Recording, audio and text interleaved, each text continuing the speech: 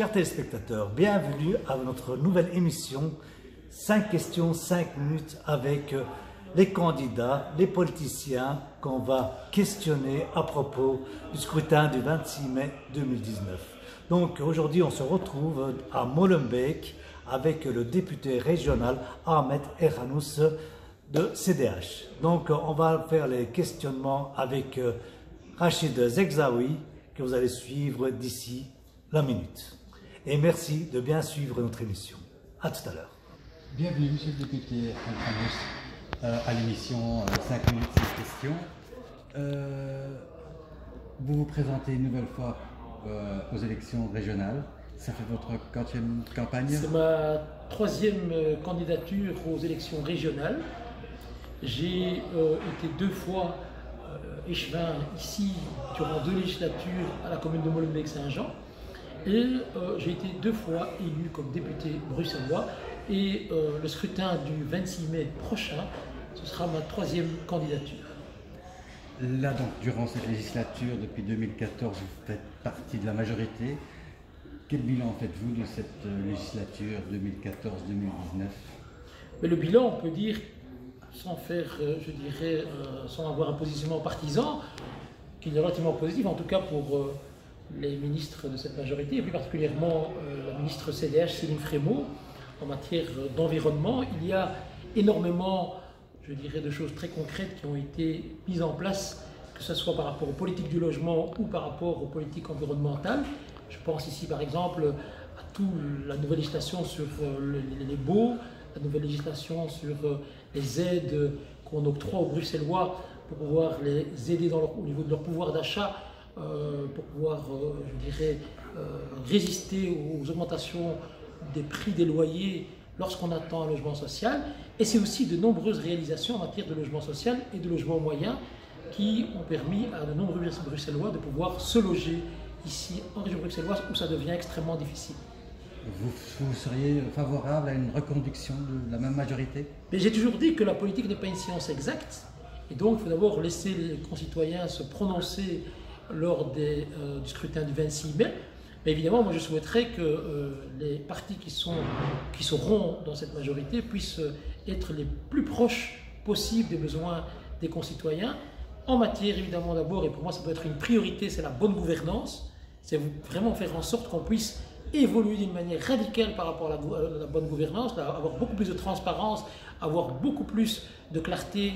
Par exemple, comment est-ce qu'on gère l'argent public, comment est-ce qu'on octroie l'argent public, mais c'est aussi pouvoir répondre aux défis nombreux que sont l'accès au logement, que sont l'accès à l'emploi. Le développement économique est essentiel en région bruxelloise, mais aussi un problème qui est relativement soulevé ces derniers temps, et on le voit à travers les nombreuses manifestations, c'est les problèmes de l'environnement qui sont aussi liés à la problématique de la mobilité en région bruxelloise. Vous avez été député en même temps échevin. Êtes-vous favorable au décumul intégral des mandats? J'ai toujours eu une position très claire. Mon problème, ce n'est pas le cumul des mandats, parce que je trouve qu'il y a une cohérence entre être échevin et député bruxellois, par exemple. Ce sont des matières qui se juxtaposent ou qui s'inscrivent dans une certaine continuité. Par contre, je suis un fervent défenseur de la limite des revenus. Parce que le problème majeur qui s'est posé avec toutes les affaires qui ont défrayé la chronique, ce n'est pas le problème des cumuls des mandats, c'est les cumuls des revenus. Ce sont des gens qui ont cumulé de nombreux revenus, d'ailleurs pour des prestations ou des responsabilités qu'ils n'occupaient pas réellement, concrètement. Et c'est là que le bas blesse. Ce n'est pas le fait d'être député échevin. Dès le moment où on est plafonné et que des députés et des échevins ont envie de travailler en faveur de la population, je n'ai aucun problème avec ça. Le problème, c'est ces gens qui, pendant de très nombreuses années, se sont permis de s'enrichir sur le dos du contribuable à travers l'accès à de très nombreux mandats et qui sont fortement rémunérés.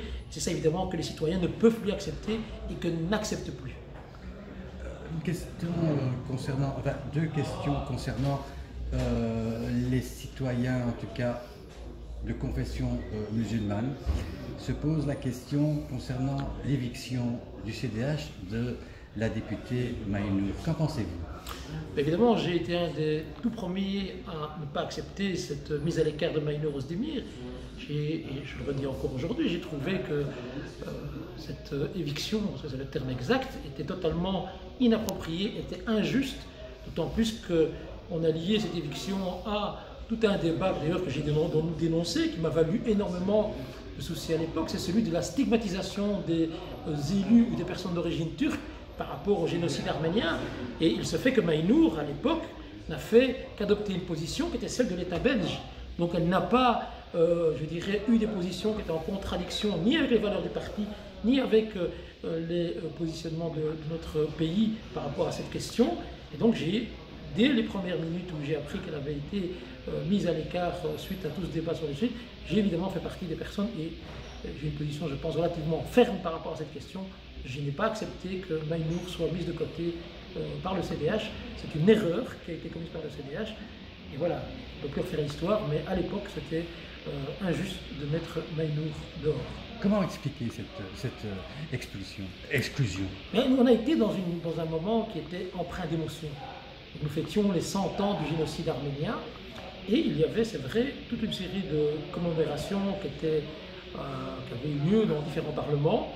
Et ce que je trouvais relativement inacceptable, c'est que les médias d'abord, mais aussi certains responsables politiques, je pense à de Stex et consorts, voulaient absolument que les élus d'origine turque se justifient, que les élus d'origine turque puissent venir, je dirais, montrer qu'ils n'ont rien à voir avec l'histoire de ce génocide et qu'ils doivent condamner, se démarquer.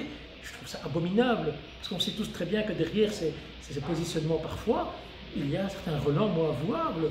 C'est qu'on a beaucoup plus facile à passer par le biais de cette problématique et de stigmatiser certains élus que de réellement faire un travail de fond par rapport à ces questions sur le génocide arménien ou les autres génocides. Je pense au Rwanda, je pense celui des Juifs durant la Deuxième Guerre mondiale. Je crois qu'il y a un travail à faire, mais il y a aussi un respect qu'on doit avoir par rapport aux personnes qui sont de ces origines-là et qui, à aucun moment, je n'ai entendu un élu turc mettre en question ou prendre une position par rapport au génocide arménien.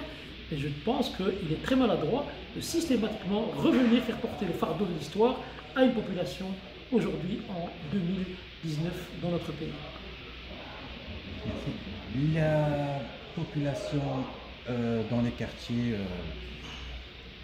à majorité musulmane, donc Saint-Josse, Scarbeck, Molenbeek, se pose énormément de questions par rapport à l'abattage rituel. Quelle est la position du CDH par rapport à cette question et partagez-vous cette position? Mais le CDH n'a pas une position, je dirais, unique en Bruxelles et en Wallonie.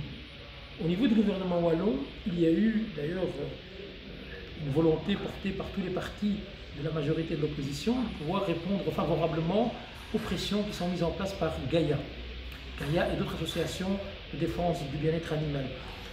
Il y a eu, alors, pour refaire un peu l'historique, cette volonté de vouloir tout simplement, dans un premier temps, interdire l'abattage rituel. Et je rappelle que l'interdiction de l'abattage rituel est en totale contradiction avec la directive européenne qui donne des directives. Alors, pour que les gens comprennent bien, qu'est-ce qu'elle dit cette directive? Dorénavant, en Europe, on ne peut plus abattre des bêtes sans étourdissement.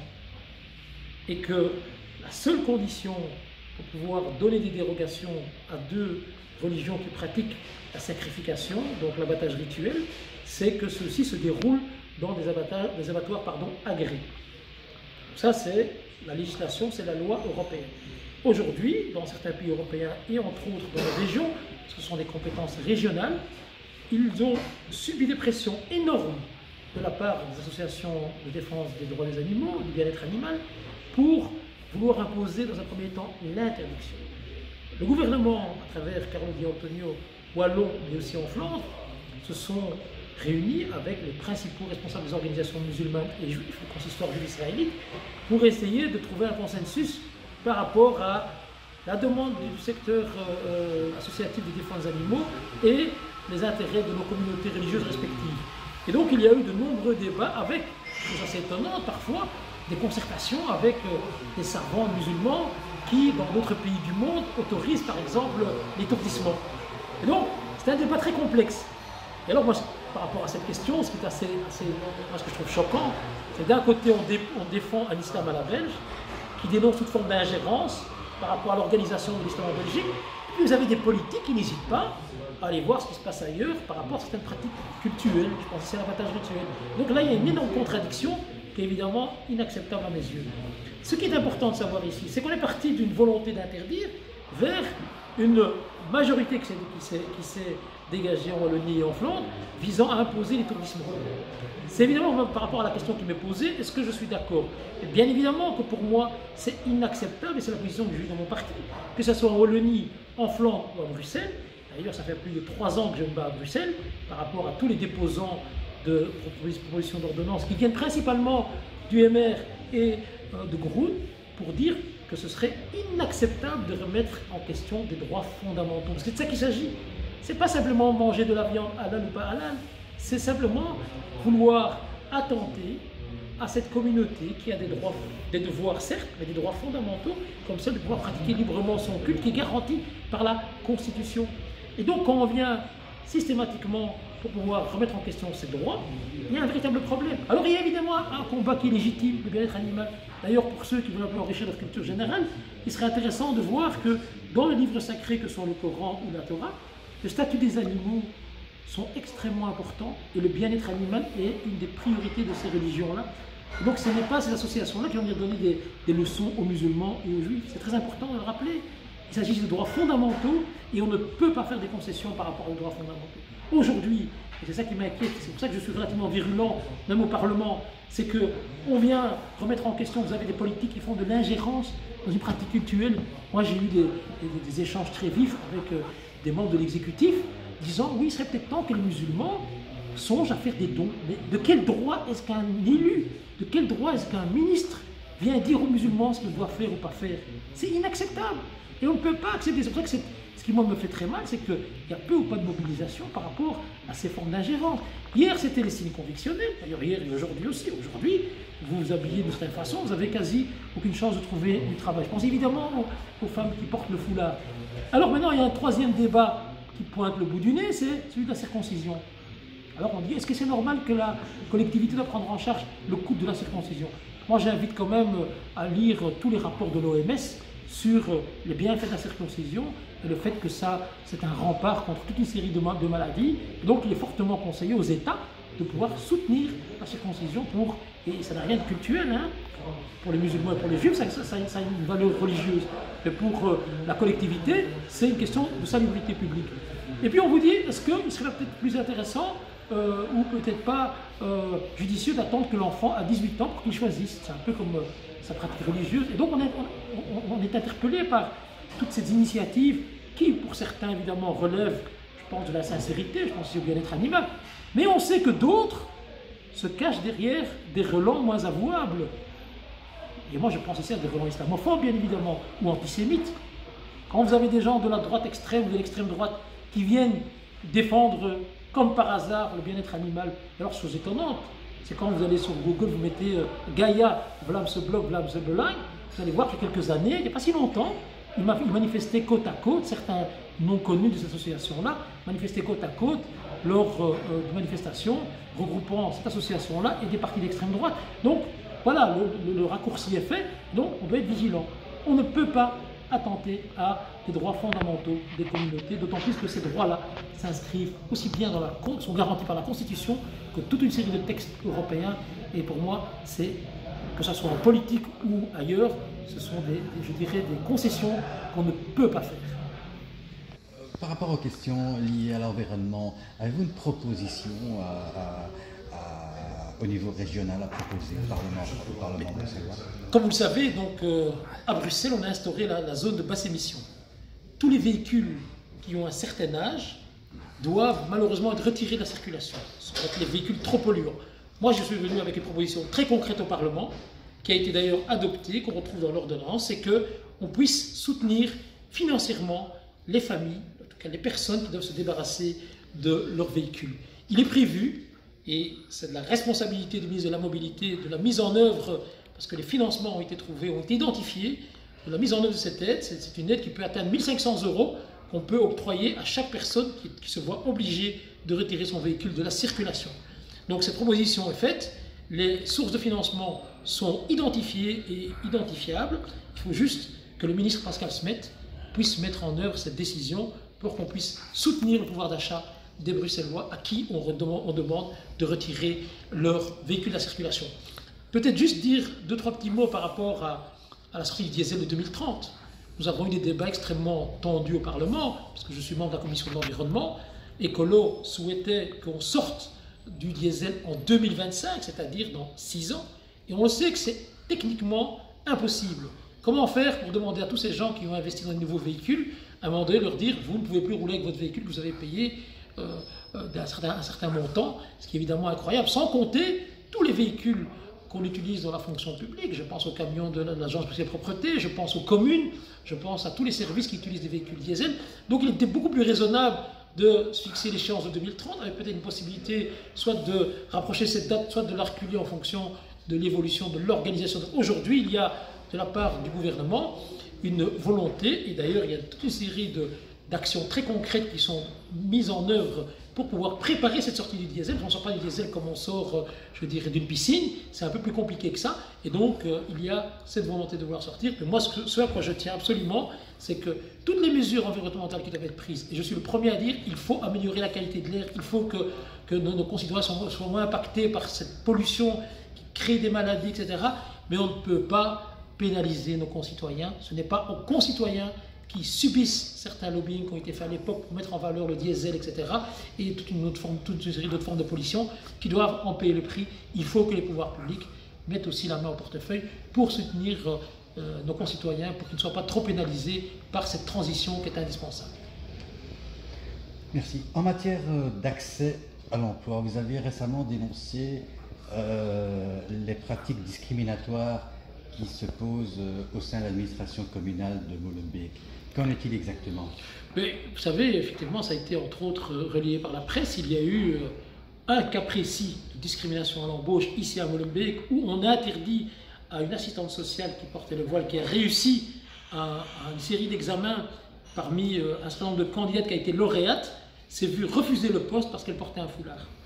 Et donc, il faut savoir que à Molenbeek, il n'y a aucun règlement qui interdit le port de signes convictionnels.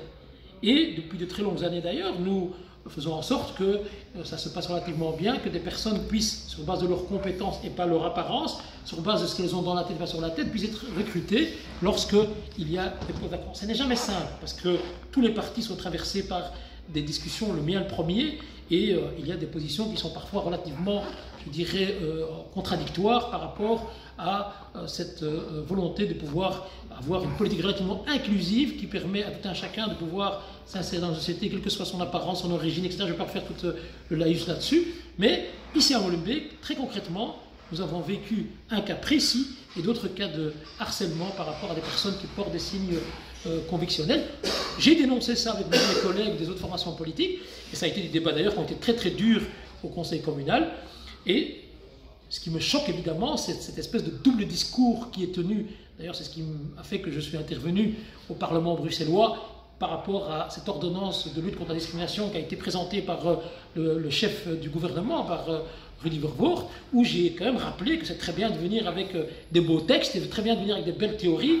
Mais moi, ce que je souhaiterais, c'est qu'on soit beaucoup plus concret et que sur le terrain, lorsqu'on est aux responsabilités, on fait en sorte que justement on fait reculer cette discrimination qui est abominable, parce que, qu'on le veuille ou non, il y a un véritable problème de discrimination ici à Bruxelles et en Belgique.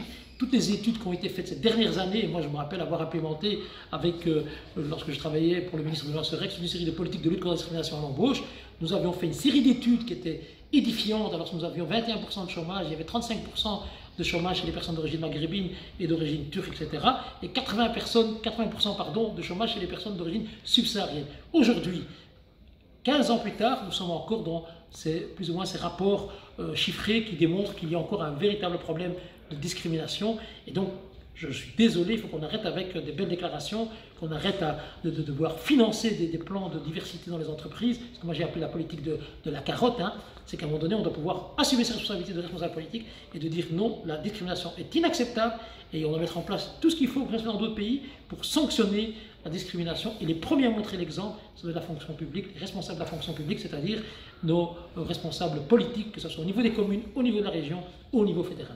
Donc la discrimination à l'emploi est organisé de manière institutionnelle. Mais bien sûr, en tout cas, lorsque vous avez des administrations qui sciemment interdisent l'accès à des personnes parce qu'elles portent un port de signe convictionnel et que la question de la neutralité de l'État ne se pose même pas. Parce qu'on peut à la limite discuter, et d'ailleurs une des positions qui a été adoptée en 2009 par ma formation politique, c'était de dire, par rapport au port de signes convictionnels, qu'ils sont interdits pour les fonctions d'autorité, ces juges, policiers, les gens qui sont amenés à poser un acte d'autorité, donc les fameuses fonctions régaliennes. Et pour les autres fonctions, c'était en tout cas c'est la position théorique de ma formation politique qui a eu lieu en 2009.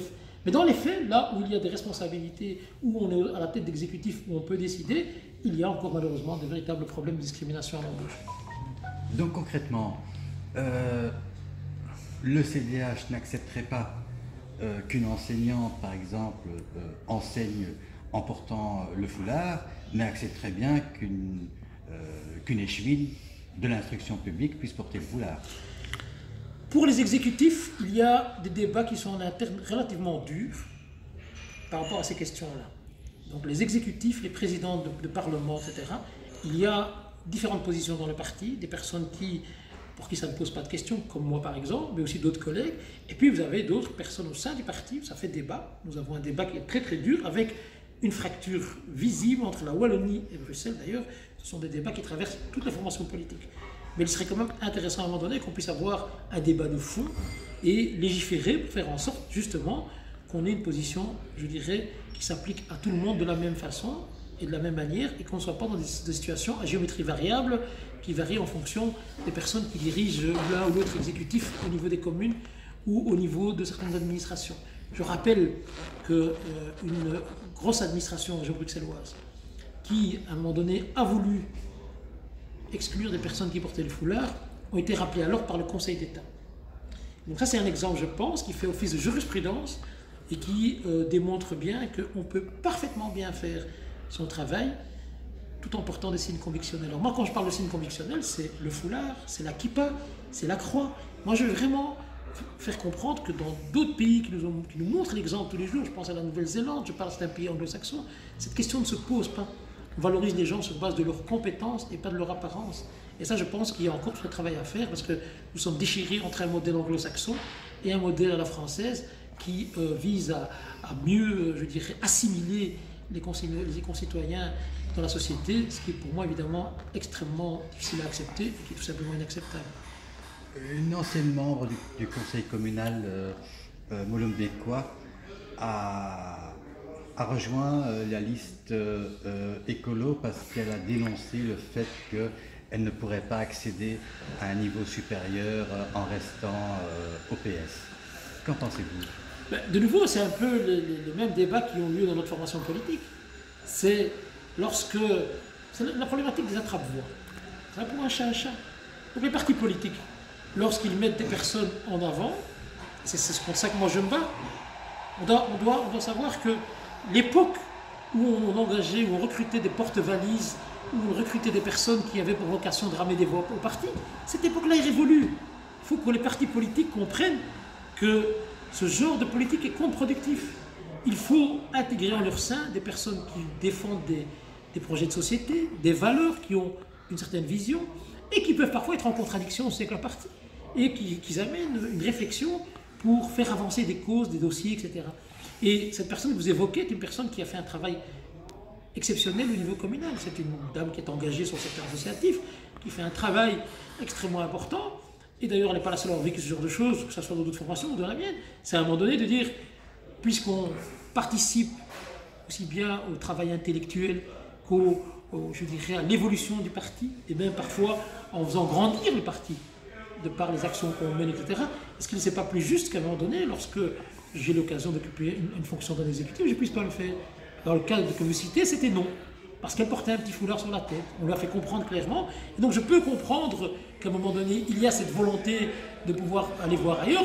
Mais je ne suis pas convaincu que dans cette nouvelle formation politique d'adoption, elle va pouvoir trouver satisfaction. Parce que je pense que tous les partis qui ont occupé des responsabilités, que ce soit le CDH, le PS, le MR, avec évidemment des accents plus prononcés pour les partis de droite qui vont vers toute forme d'interdiction ou des positionnements même anticléricaux, mais tous les partis sont traversés par ces débats qui sont extrêmement durs en leur sein, avec des débats plus aisés dans des formations comme la nôtre ou comme chez Écolo, plus compliqués dans des formations laïques comme le Parti Socialiste ou des formations de la droite ou de la droite extrême. Je pense au MR, je pense évidemment à d'autres partis de la droite extrême, Parti populaire, etc., où là très clairement c'est des positionnements islamophobes ou anti-cléricaux qui sont clairs, nets et précis.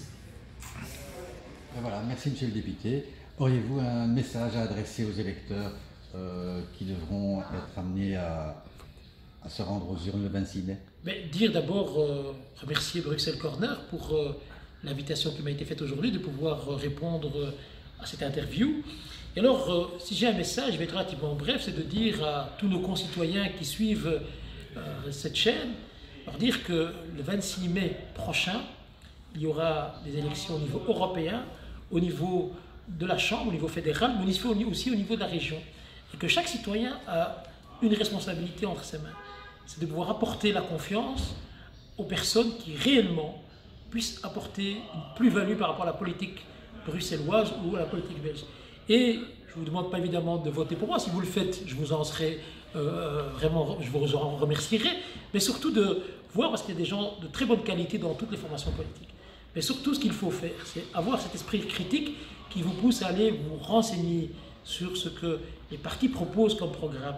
Mais aussi, quand vous décidez de faire confiance à un candidat, de prendre la peine de vous renseigner sur celui-ci, de voir quel a été son parcours, qu'est-ce qu'il a fait comme chose concrète dans le cadre de son engagement politique, mais aussi associatif, aussi dans le cadre professionnel.